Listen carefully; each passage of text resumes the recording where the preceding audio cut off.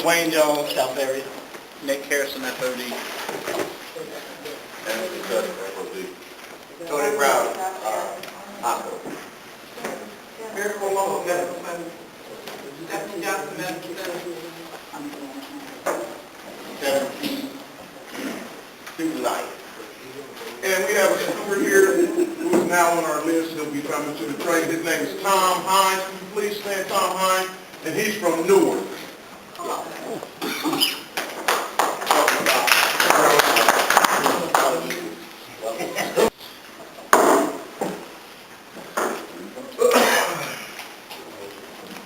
Motion passed. Treasury report.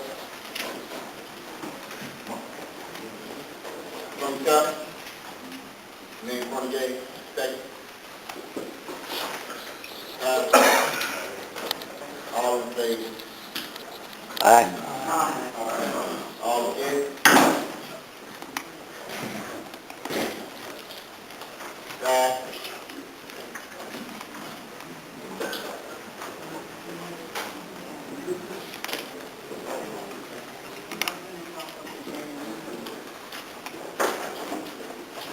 Does everybody have a copy of the minutes?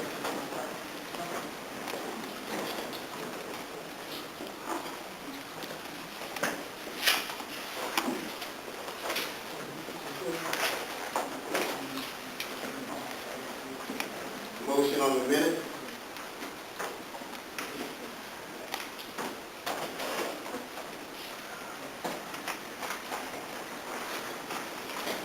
Questions on the minute?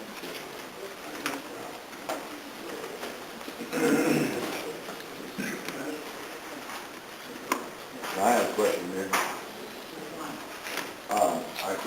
This is my first meeting in a long time. I'm curious what this, the question about custodial duties and classification and creation thing all about. Information of that, what about it?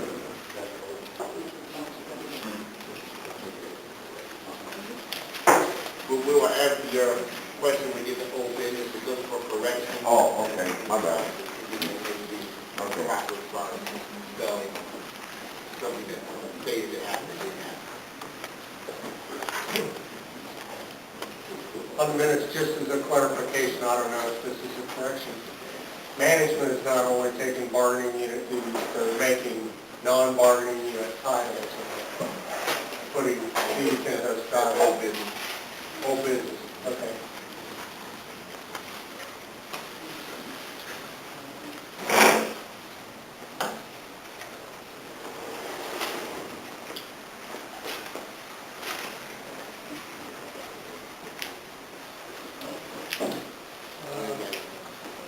Question of minutes on the February 11th. Bottom of contractors, started saying dead steel hit. As well as February town hall meeting, our source department, OSU. I think the only person that did that was steel. No, Yeah, person. She had a person with him. yeah, she had someone with her. He Didn't give it. didn't give it.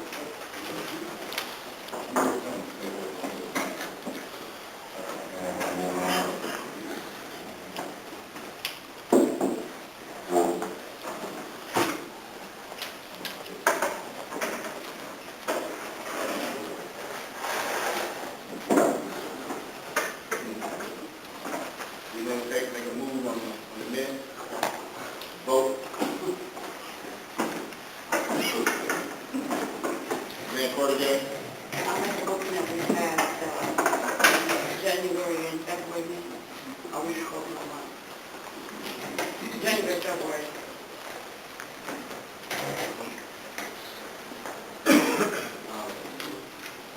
Like for you to speak louder with next person. Keep in the back so you can hear Okay. what the people say. I make a motion that we pass January, February, minutes. Second that. Yeah, got it. Second by Tony Brown. I second that motion. Half. No. Anybody against? All in favor? Aye. Those against?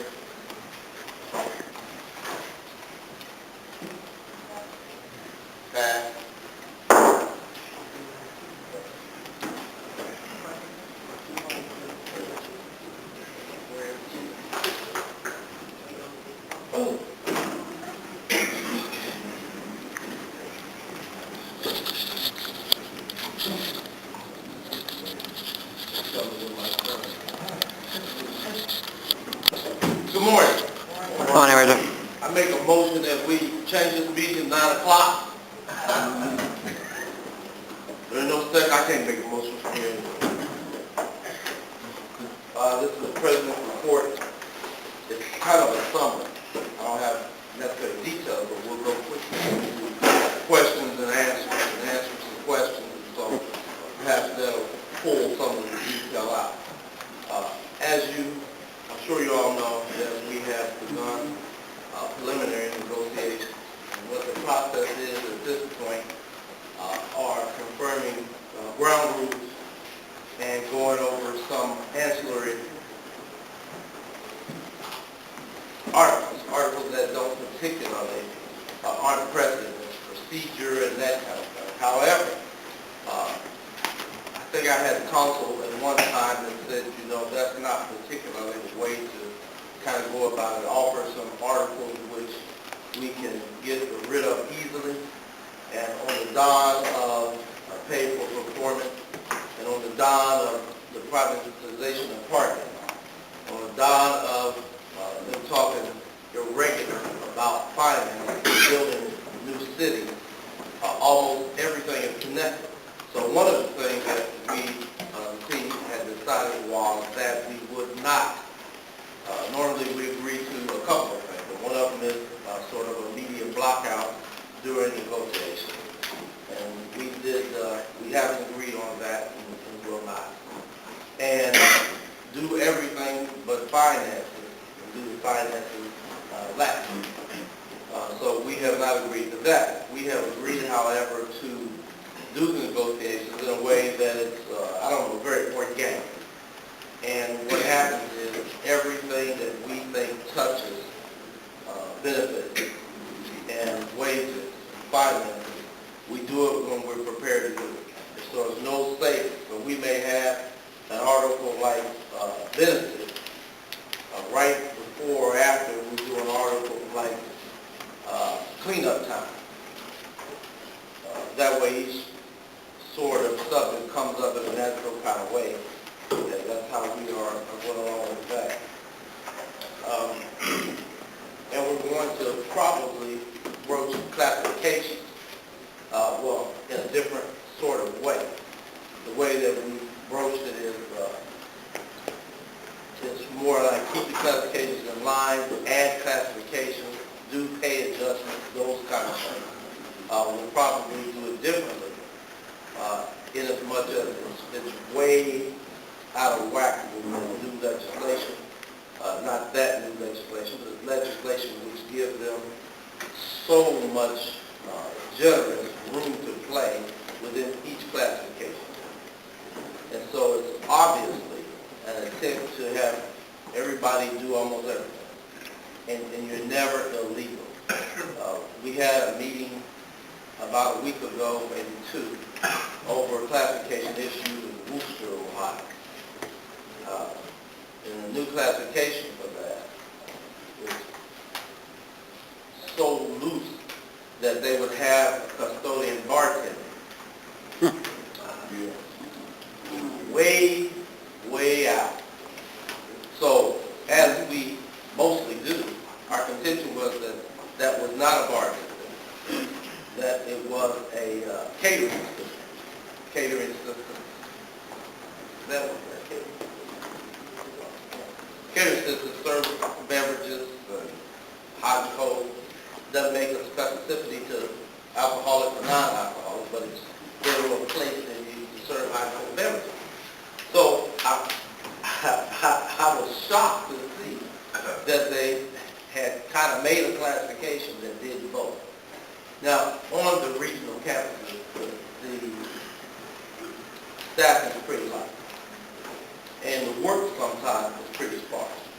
And so we have in Mansfield, Lima, Newark, and other places like that, we have made some allowances to make sure that there's good work. Mike Good used to call, Mike Good, you may not know him, he was an electrician too. In Worcester branch, Mike Good used to call that work semi-retirement.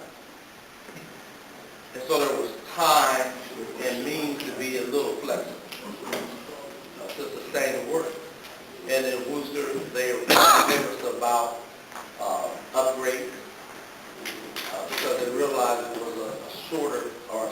workforce doing larger work.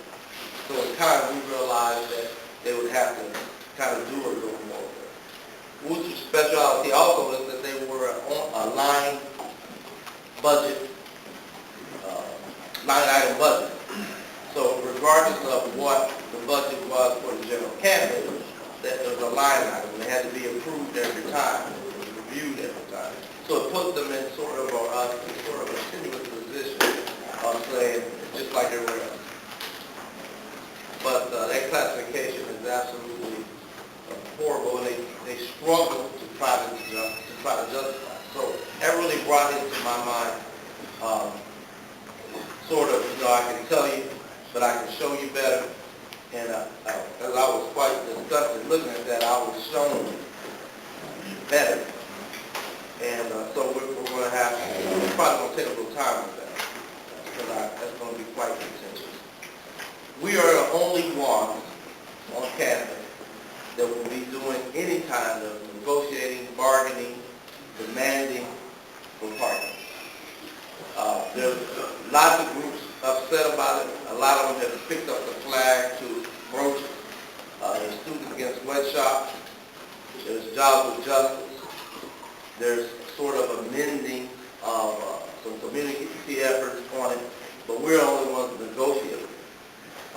In our negotiations, we have a portion that protest, but our main job is the effect of you guys.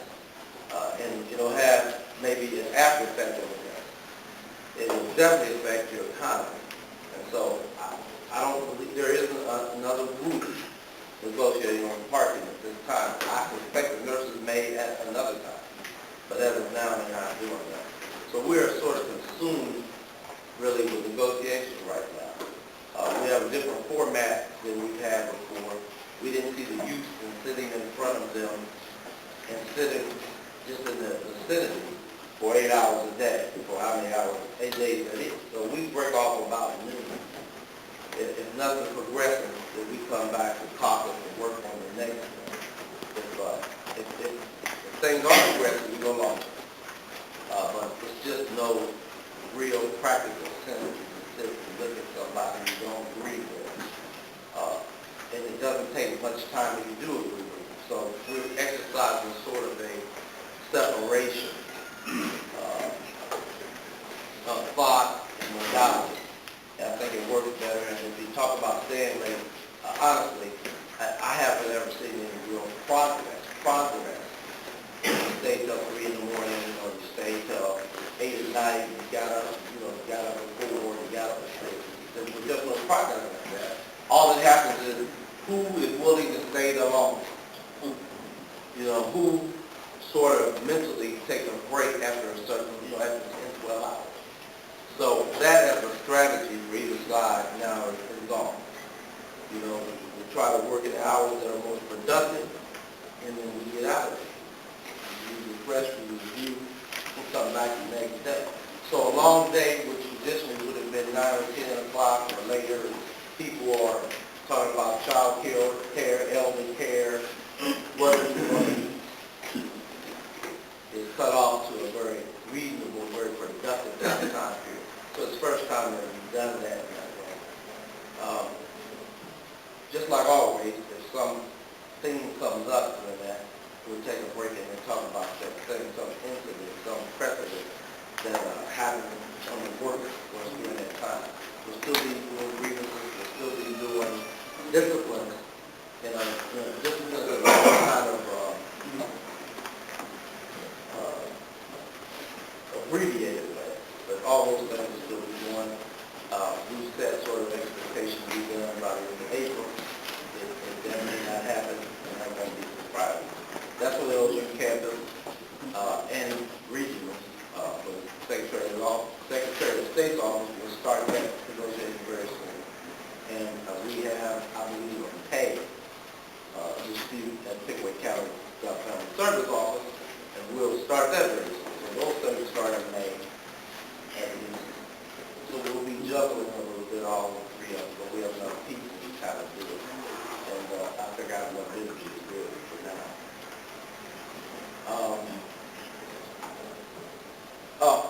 faculty club expires in June, so we'll be doing that probably for any of the expired ones that we do on most of them. We continue to work on shrinking our budget. That has to do with cost. So, it's more than, I'm not quite sure if the building is 100 years old, but it's close. So that's a continuing cost. We will continue to try to get those things done. This facility, there's now a facility and finance committee. That's new in as much as we never had finance committee really deeply involved in the facility. So, there's work to do with HVAC, there's constant roofing. There's been roofing issues since we got into this building. There's plumbing, all those things in which we have to kind of keep up with. Now, what we try to do is use our, when we rent the building out for celebrations, whatever, we try to use that money to then go back into the facility. We use it for other things too, but we try to use that for the facility. So that's going on. I told you before, I won't drone on about it. We have had a shrinkage of dues income due to pay freezes and furloughs in the state unit. The county has laid off, and that retirement incident was just not that long ago. Took the highest paid dues members, and the number I think was about over 100. So all those things cause declines in income stream. So we continue to try to meet those things where they are, with no reduction in service. And so the reductions that have to come will come in some other form. And the local has not proposed they haven't proposed or even filed any kind of dues.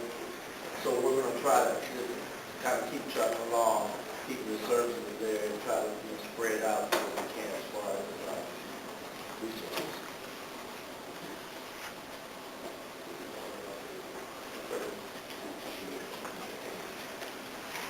Spring training.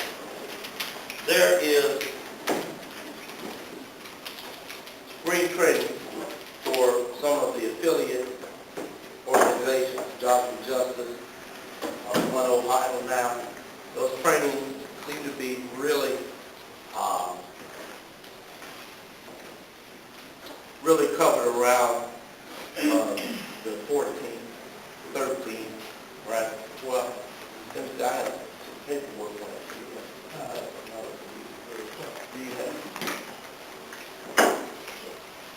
Now, there are a couple kinds of training. One is regarding, thank you, Wayne. One is regarding the 99% initiative, which talks about training to sort of organize and push forward different initiatives. So what happens is, we're going to be involved in a lot of different kind of initiatives. It's like they spring up once every week. But we can't be deeply involved in all of them. But one of them is trying to secure a community benefits agreement for the Near East Side, which surrounds OSU East, Care Point East, in that neighborhood, Long Street, Main Street. It has consequences for all of that area. Our interest is in a population of jobs, good jobs, long-term jobs, and hopefully some of them will be unionized. In that effort, we have a Calvin.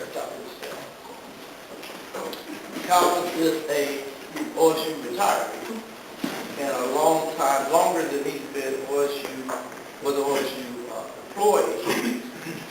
community activist. And so he volunteered to kind of hold our stead and keep me in the loop on that initiative. The 99% spring training will help anyone who would like to join and be educated in that particular effort and others. Thank you, Kyle. That's Kyle first. No, not yet. It's my report. Now, secondly, for the 99% spring training is any effort that we would have in there. It's sort of a skill building kind of effort. There is a training on Friday the 13th here. And it's from 3 p.m. to 6 p.m. So it's a pretty good training. It's 4 hours. It is a short take. The long take is on Saturday, April the 14th, from 10 a.m. to 5 p.m. So that's at 4150 East Main Street. And I'll get something made for anybody that needs a copy to kind of keep it in touch with it. Now that's a 7 to 8 hour training. It's supposed to be to some degree the same training. That's all I know. I can't, I haven't not had it. I don't know how 3 hours would be that, but CWA and our district rep will be involved in the Saturday training. Jobs and Justice is the training that will be here for 3 hours. CWA will be involved because there will be members there that are part of that group, but it will be led by Jobs and Justice and Ms. Deb Steele, who are also upstairs. Now there's a third training. It's the third training, Wayne. Third training will be, please stand up. The third training will be this coming Tuesday from 5:30 to 8:30 at the local 4320. What's the address up on Broad Street? I don't know the address. It's 4320 East Broad, and it's directly across the street from the hardware store. Yeah, Settlers Hardware, right here by Town and Country. You know the address? It's So at- I don't have the address. Well, it's at the local 4320. Tuesday. Yeah, Tuesday, this coming Tuesday, April 10th, 5:30 to 8:30. 538, right? Which starts Yes, correct. So all those trainings are about kind of getting yourself familiar with action and action to show support for whatever the call is. And it's really good training for getting ready for all those actions.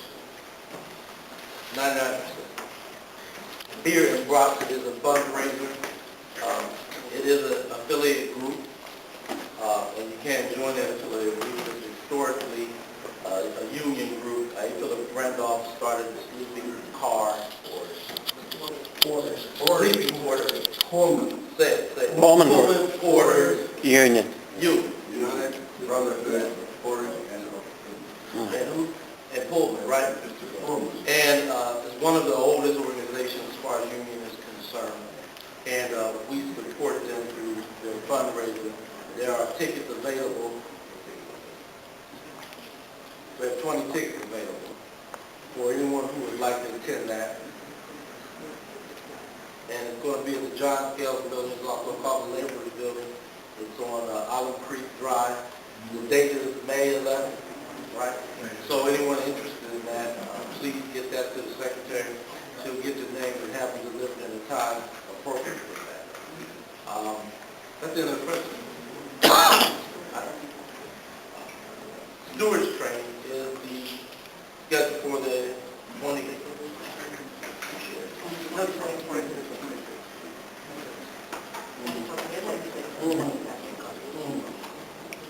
All right. The 25th and the 26th.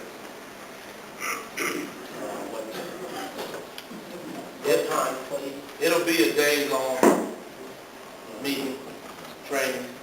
You'll be notified, you'll have to leave, paperwork from your job. Just say that, you'll be in training that day, you will not be at work. It's normally from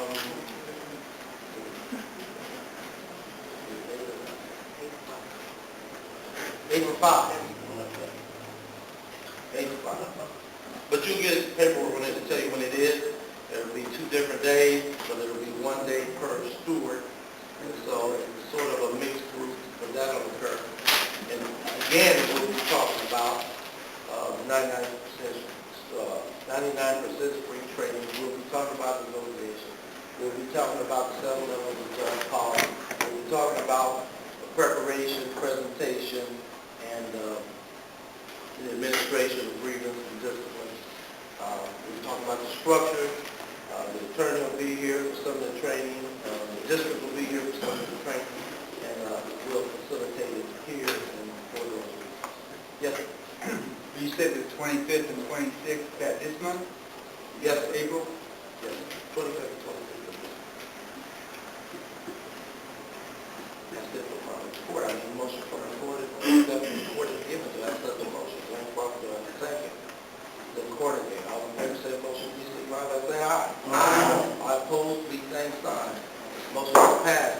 So the commission, I'll move questions and answers. Questions? Questions and answers, comments.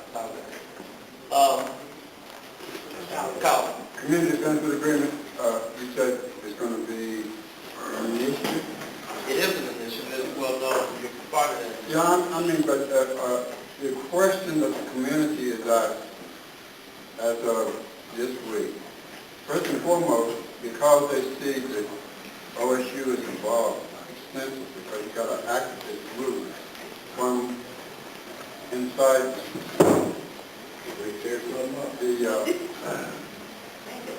so the community is asking, who is the community? So here's what they in our meetings that we're having. We need a legally binding agreement, a legal agreement. So just from your perspective, you're the president, they legally, they're at that point now.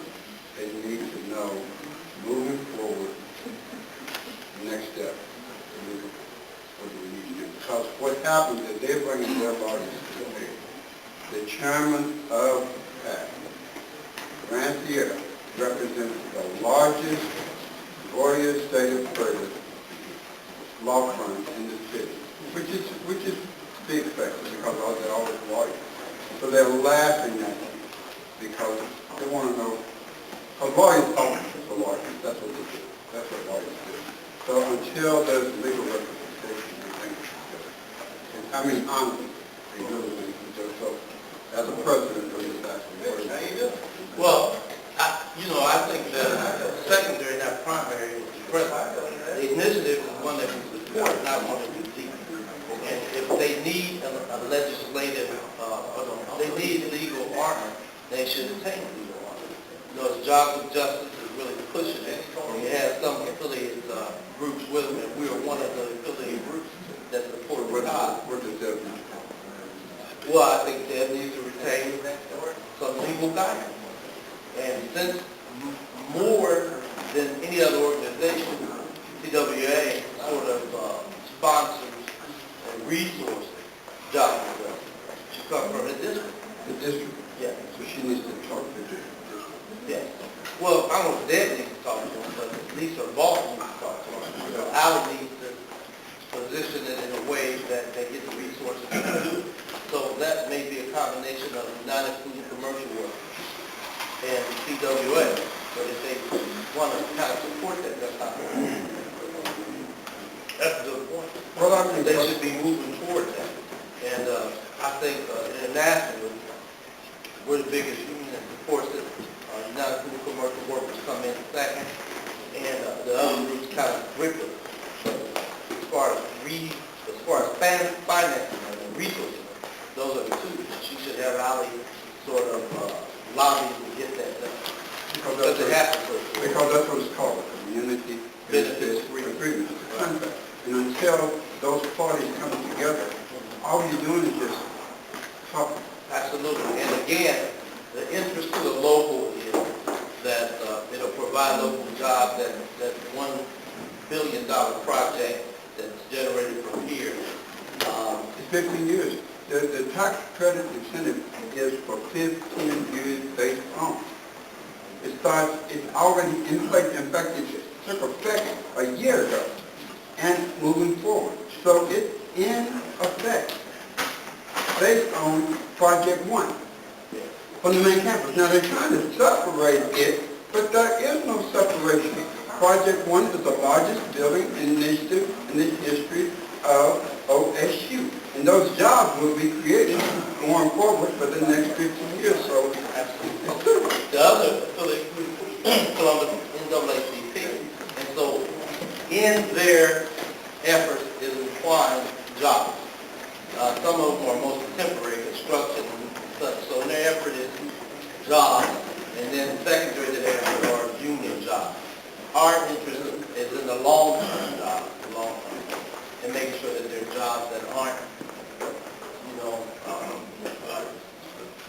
without insurance, without some stability, and with some work. So that's our interest. I want you to know that we have a vested interest in it. It's not a side sort of issue. Stability and the stability and continuation of that kind of work and those kind of issues. And I'd like to remind you, because you need to be abreast of this, they know it's long-term, and they know it's about those jobs, good paying jobs, because kids out there begging the doctors, the nurses. You would be shocked at the number of professionals that they're bringing to the east side on that initiative. They're using that, and then the housing comes next. You should see the amount of housing. I have seen. And that initiative spreads, you guys probably know, it starts at like Old Tangy and spreads all the way east to past 71 and 50. It's on all that old construction, I'm just called bad grade. You want to see it? Wyman Park is in McNash. It's way past that. So it's like, sort of like a dominating influence on the city, not just the workers of the city, become larger and larger. Next question. David. Yeah, I'm always curious about the group grievance we kind of launched in 2009. I feel that's the best statement of the classification issues the union has made, and it references all the sections of the contract that might pertain to the struggle we're going to have with bargaining going forward. You mentioned some months past that we were going to have a lot of grievances, all the grievances resolved before we started bargaining. So my question is, has that particular grievance been resolved? Have we got an answer one way or the other on that helps us in bargaining, or are we still fighting about that all along? Management has kind of helped themselves in the storage area to what they want. Currently, I've been told there's a hiring freeze on, and Ohio State's tactic is generally to take whatever they want and then come to bargaining afterwards. I guess my question is, going forward, what's going to be the information process to where we keep the membership alert on what kind of language you're going to have to look for to protect jobs for the community and secure their own secure jobs? Because there's a lot of overlap now, not just managers doing our jobs, and new titles. And they can create titles a little faster than what we can go in and organize people and get them back into the union from doing our duties. So classification issues are real difficult. I was going to ask also about... Wait a minute. Okay. Just a second. That's a big obvious question. Okay. All right. All right, I'll follow up if I can. Well, Oh.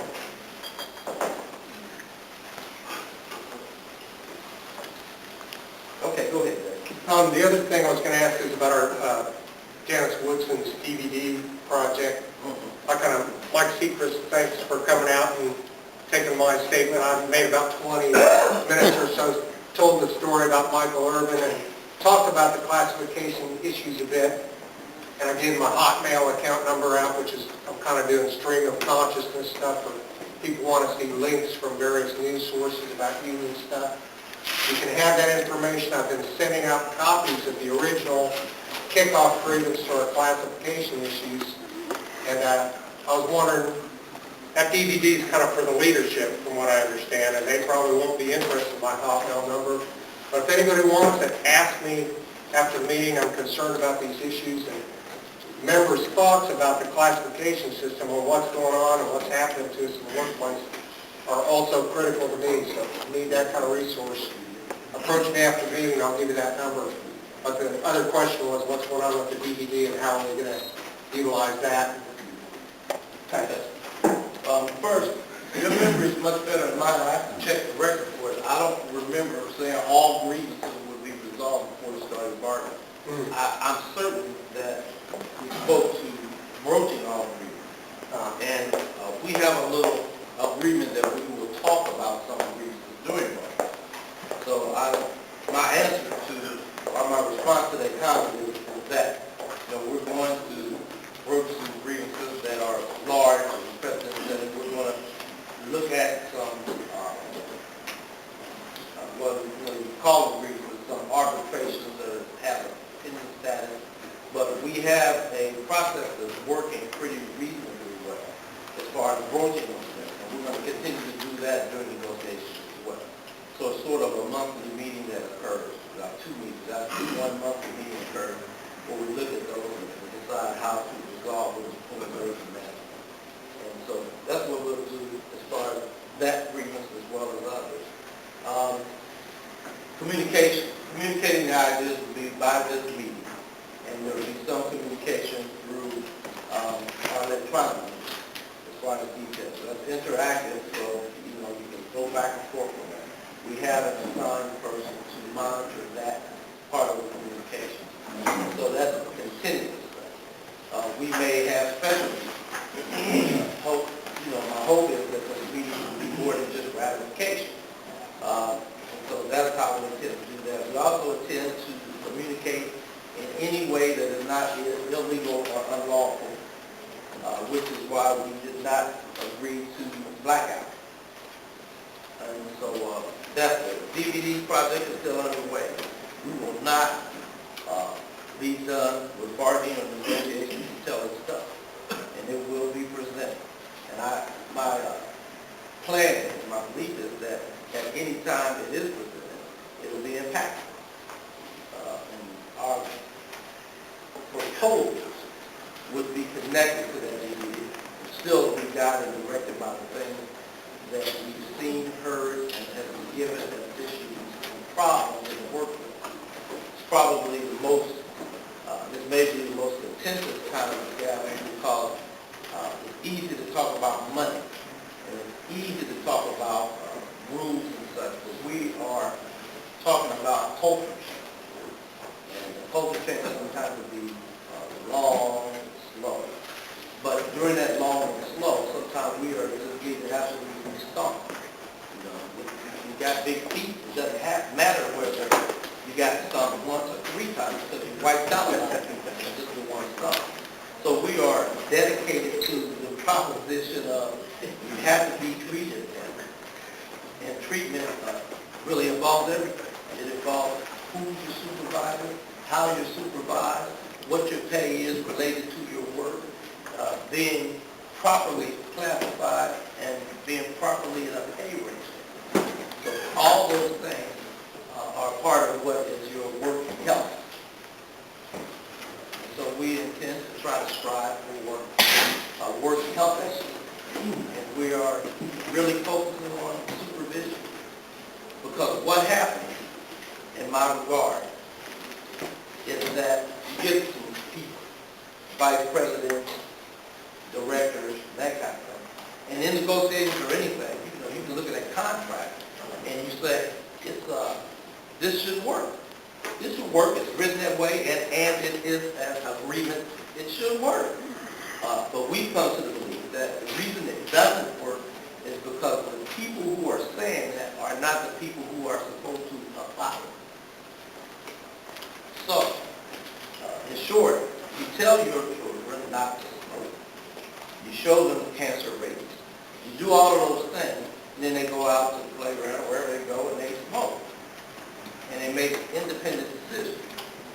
Now, in this case, the children are managers and supervisors, and they have goals set, rules set. Even directors, I'll go up to even directors. They have goals set, instructions given. If you are innately Well, if you can't separate your job from your personality, right, then your job reflects your personality instead of the stated goals of the institution stated. I don't know what the soul of the institution has for you, but the stated goals. Our initiative is that they follow and live up to their stated goals. It's probably no different than America living up to its stated goals and pledge, but our initiatives are on those people who break those rules. There's usually no consequence for them, and there's no sort of way to make them come into compliance. Your job doesn't get better. Your job doesn't get better just because you get paid for it. It just doesn't. Your job gets better when you get better treatment, and you can appreciate the equal exchange of my labor for your provided resources. And so we've come to the belief that they got to do something about the people that touch you every day. Otherwise, it's just talk. And I believe to some degree that the people around the upper level believe that this is the right way to do something. They get the orders off, and it's kind of watered down from this level to this level. And then you get an asshole, you get a person. Personality. Whoever he or she is, affects the job. So then if they're not doing their job, then they're doing themselves. You can't bring that to work. You can't bring that to work and affect people in a negative way. And our efforts are to cut that off. And we would like for them to be treated like they treat us. The real thing is how you're getting treated by the organization, and they represent the organization at that particular time, number one. And two, what is the methodology for behavior modification, right? The methodology for us, evidently, is you get something on paper, you get something else on paper, maybe you get suspended, you get terminated. The methodology for them, management, directors, supervisors, seems to be ghosts. You can't feel it, you don't see it. It don't seem to touch them. Managers have said it ain't going to happen to me. So one of our big initiatives is we have to get you in a workplace that's reasonable. Damn the football team. I got to come to work and face this unreasonable supervision. It's not 100% unreasonable. You know, always, if you have an employer that has 40,000, 60,000 jobs, right, employees, somebody's going to have a reasonable time. Just, you know, it's just the odds. And I've had supervisors that were great, and I had one that we were going to have to date because we so intimate, hated each other. Mine was, well, I'm going to claim, everybody's going to claim it, mine was reciprocal. You messing with me, I'm messing with you. But that's the thing that has to be broken. After you break that, then I believe there's something that happens with the other things. Really take a manager, a supervisor, administrator, some of those directors, they have a jealousy about us. Still in the contract, even though we want to improve it, we have rights and benefits they don't have. They just don't have them. And they keep crying about it because we always broach this whole inequity in behavior, workplace behavior modification. They always tell us that a manager, after a written reprimand, can be fired. We got 7 stars. And it's so irritating. The problem is, if they get to the written management, and that could take a year or two.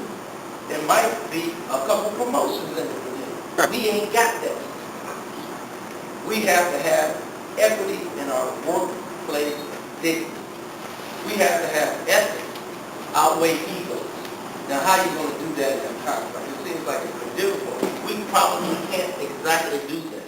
But what we can exactly do is get so close to it and have some compliance in there that it stays a workplace issue. Everything else comes after that. Once you respect me as a man or a woman in our workplace and respect the fact that I have the ability to do your job and that your job will be done if my job is done, everything comes after that. They would say to you, some kind of way, I'm trying to tell you I'm the boss. Hell, we already know you're the damn boss. There are no adjectives before. Good, honest, integrity, hardworking, you just boss. That's not good enough for us. We deserve better. We work hard. And even those of us who may not sweat and toil, we still provide the service. The service being provided has to be paid for. And the same kind of philosophy is that bread, milk, gas, water isn't based on merit. It's based on we want more. The cost of the business is more. And that's the same kind of request that we want when we bargain. Things cost more. It costs more for me to get it. It costs more for me to park. It costs more for me to participate in your insurance plan. We carry the insurance plan. There's no way that 300, 400 faculty staff members carry the insurance plan. We carry us,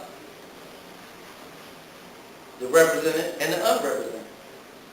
Nurses, work people, we carry that thing. It's not as though, well, we're providing for you. It's not no damn favor. Take us out.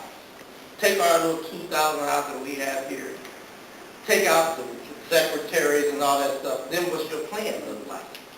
It does not survive. So when we bargain for that, we're not bargaining from a position that we're just so happy you give us insurance. We bargain from a position that we drive it. And I don't really care about the cost for this. Because this is the Ohio State University. Researchers, academicians, resources, make it work for us. There's no reason that Mark Duke should pay the same percentage of his income or his wages that President Gee pays. President Gee pays for insurance, something that is part of a fraction. That's not a touch of his money. Mark Duke does a percentage that is a whole number, and a number which has been multiplied. In other words, it's not one. Right? That's not fair. That's not equitable. And that's what we push for. We'll get it. I don't know. We're going to push for it because that's the very reason we do things we do.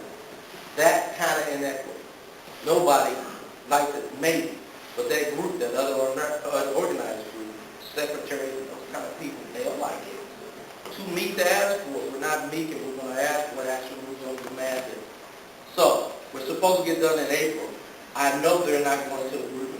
They don't even know what to do with the party. You know, they may have some wage number there, but I know that we're going to ask for a cost of living adjustment in that whole merit mix if we still have the merit. So it's going to be difficult, and we can't do it without you. It can't be done. I think we're on the right side of the issue, and as one of my mentors told me, I'd rather be effective than right. Right is fine. Right makes mighty. It does good for your ego.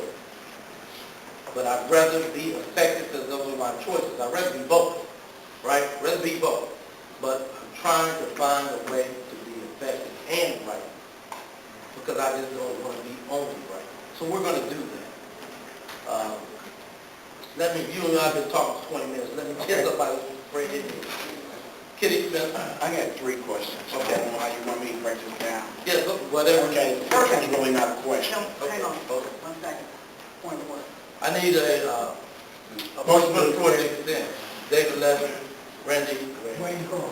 I almost called you Randy. Wayne Carl. All in favor, says motion, signify by saying aye. Aye. All opposed, saying stop. Motion is passed. Kitty Smith. First, I'm just speaking on myself. Go ahead. You got Union Stewart, who's self-beneficial to himself, that it's making y'all look bad. There's things that he say that we agree with, but when it's all about you, to benefit yourself, then I'm not even going to stand up for you. You got them with workers fighting against each other, trying to file grievance on each other because you're pushing this issue. That's making y'all look bad. And they love that. Y'all need to answer that. Y'all need to do something about it. I'm not going to bring up no name. But if you don't do it now, you think the new workers in our shop, 7 of them, could care less about this union. Okay. Well, we have to talk about that at another time to get to these details, maybe somebody knows, I don't know. But we'll look into it. Second thing, which is not really important, did y'all negotiate 410s? No. So this is their thing coming out. Yeah, well, I think when we had 410 before, Right. that was a matter of negotiation, people were interested in doing it. Right. So whatever they're coming out now, Y'all had nothing to do with that. no, I should have said no flat out. There were some people that wanted to do 410. Right.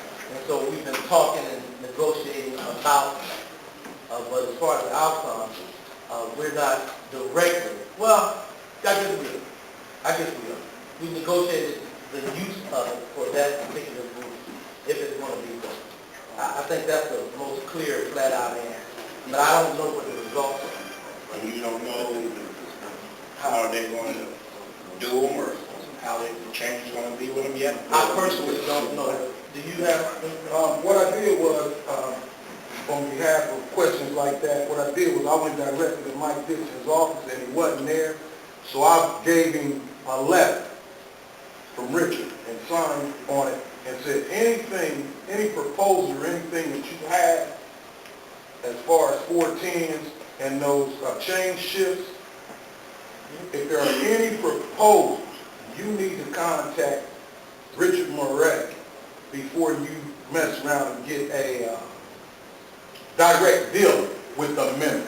And I think I might have that letter in the car, but I do have that letter. I dated it, signed it, left a copy with Mike, and I gave it, and we've got a copy here in the office. So he's supposed to. Okay, I understand. Are y'all communicating that with your union steward? Because your union steward came over there and told us exactly what is going to be done. This is y'all union stewards, probably you're ready to be a chief union steward, that came over and explained to the shop, this is how it's going to be. Now, if that's the case, then y'all are different, y'all not communicating. And there may be a absence of communication, but it's not food until I say it.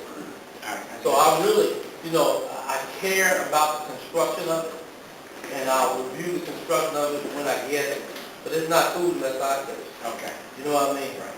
So that's why I haven't seen the plate yet. I don't know what it is, but I'll make sure I get to your shop and let everybody know what is food. And I'll get to that steward.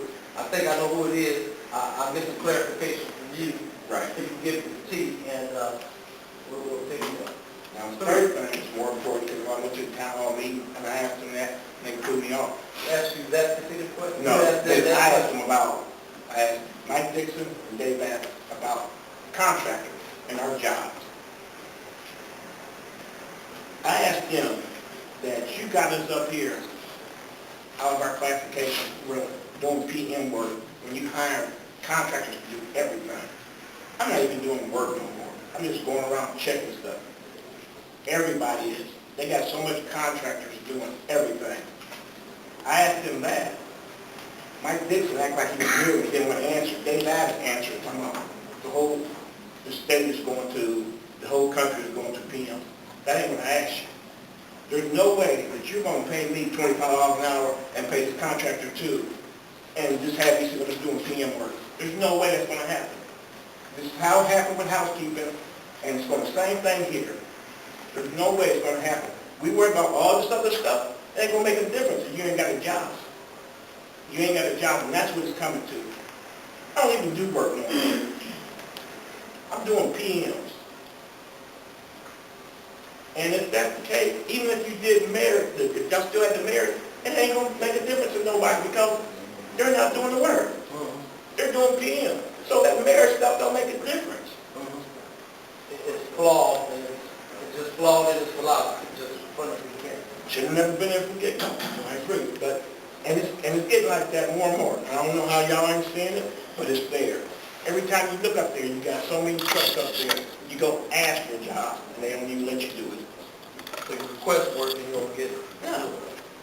I have a question. What do we really do? Preventive maintenance. Preventive maintenance, you get the paperwork, you walk around with a pen and paper, Like and a you check. sign stuff. Yeah. The contractor work. Yeah, Yeah. checking up on the contractors, making sure they're doing the job. No, the contractors are doing the work. Your contractor So do work. you, we don't have one, I don't say. Anyway, but I'll ask you a question. Go ahead and ask me a question.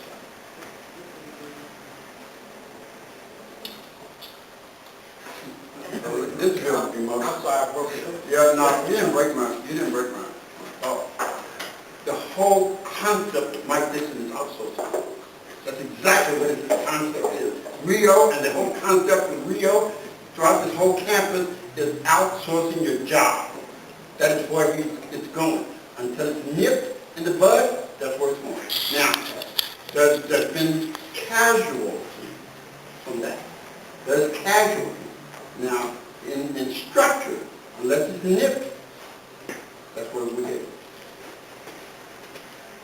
That's what the whole concept of Rio was all about. Well, Rio is gone, Good. really. I mean, it's such a muddled kind of thing that's going on now. I don't even have the name, and the name that it has is probably profane. But we have to try to find a way to understand that. I mean, in a way, all those moving parts, like the retirement incentive, classification and hours done, the fact that they won't give us quality supervision, all those things, sort of the laziness of that, right? Those guys, many of them, don't want to work, which means they don't want to manage, which means they can't manage the workflow, which needs you as out, really. And it's a very kind of complicated puzzle. We're going to dig through that, and hopefully we can dig through it on time. In time. It's a big thing because a lot of people don't kind of realize that you can look at it in a vacuum, or you can stand back and look at it in a global view. It's a big sort of inertia, and that thing about everybody in the country is going to it. Really, OSU leads those kind of initiatives. People follow them; they don't follow people. You know what I mean? Very seldom do they. It's the largest university in the country. Point blank. Point blank. One of the largest employers in the state. Second only to probably the state itself, and they may surpass it. One of the most highly visible presidents or deans of an academic institution. And then they give a little play for the sports. It's not no little play thing like a little company, that works in Columbus. They almost represent the whole state. In legal matters, they're represented by the Attorney General's office. One or two different attorneys come out from the Attorney General's office and the resource from that office. It's not a little play thing. But we continue to be like the flea the dog came in the game. We keep biting, we keep drinking, we keep living, and that dog is somewhat made miserable. That's what we are, and we have to keep doing that to avoid the collar, the spray, the bath, and the ditch. And we've done that so far, we'll continue to do that. But it's very serious with this game. Very serious, and it's very kind of complicated. We'll look at that, and we'll talk about classification, and we'll take it to negotiations Monday, Tuesday. Tuesday when we go back. We'll take that conundrum and ask what happened.